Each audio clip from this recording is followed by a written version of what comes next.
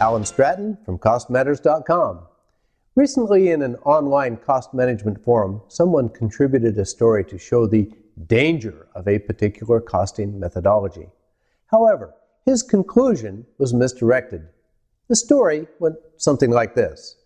There was an old baker who became ill and had to go to the hospital. His son came home from the university to keep the profitable bakery running in his father's absence. This son was very anxious to do a good job and impress his father with what he had learned at school. A little while later, the son visited his father in the hospital and said, "Father, you must get well and quickly come back to the bakery."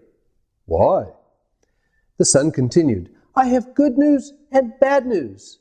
The good news is that I've completed a cost analysis on all the products, and the baguettes are losing $1 per loaf."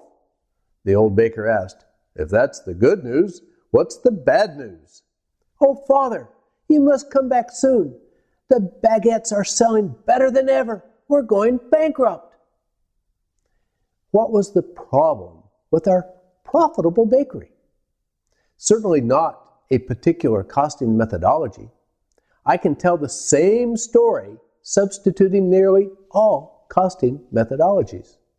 The problem is ignorantly turning fixed costs into unit costs.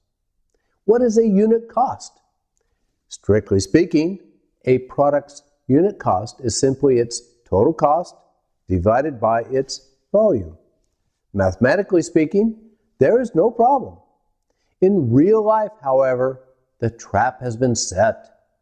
The trap is well camouflaged because it's easy to unitize cost and use this unit cost to make useful, quick and dirty comparisons to price and to estimate profit for a product.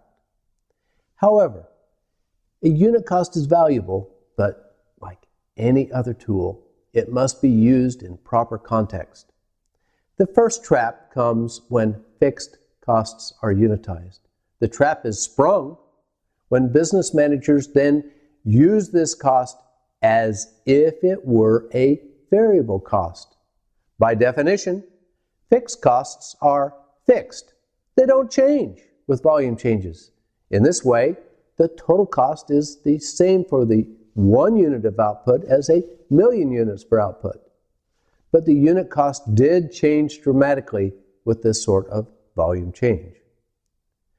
Another trap comes when business managers multiply a unit cost by a new volume estimate to estimate a new total cost.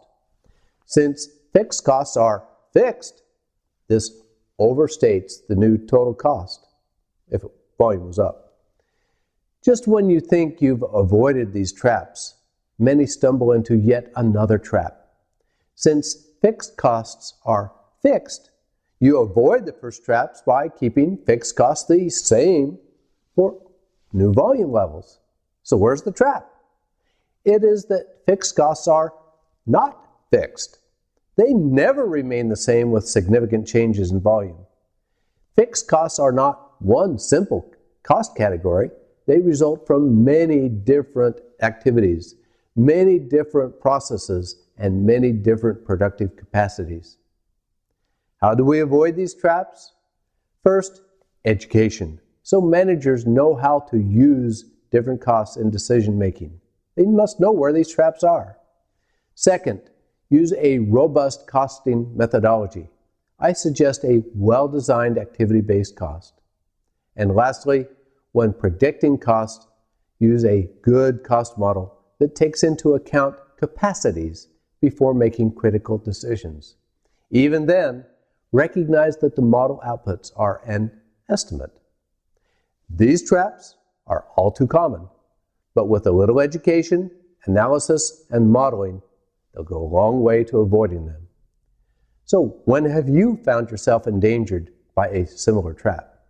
Please share below this post at CostMatters.com. When cost matters, profits soar. I'm Alan Stratton from CostMatters.com. Thank you.